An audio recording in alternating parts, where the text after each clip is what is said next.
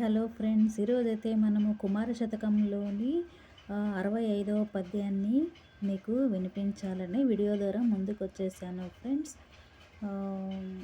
గరళము పెట్టెడు వాని పరుజంప దలంచు వాని బనులెల్ల బయల్పరచెడి వానింబరదన హరుని సృపతి చంపి పుణ్యుడగును కుమార. రాజునకు పుణ్యము కలుగునట్టి పనులు అని మనకు ఈ పద్యం ద్వారా ఈ విధంగా రాజుకు ఏమేమి పనులు చేస్తే పుణ్యం కలుగుతుంది అని మనకు ఈ విధంగా పద్యం అయితే రచించారు కదా.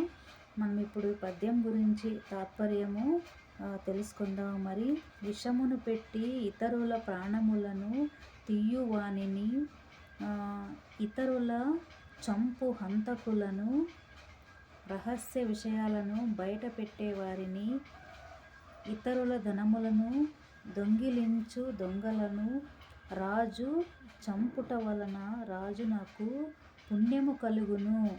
ఈ విధంగా మనకు పద్యం ద్వారా తాత్పర్యం అయితే తెలియచేశారు కదా. ఓకేనా ఫ్రెండ్స్, మీరందరూ విన్నందుకు మీకు చాలా చాలా థ్యాంక్ యూ.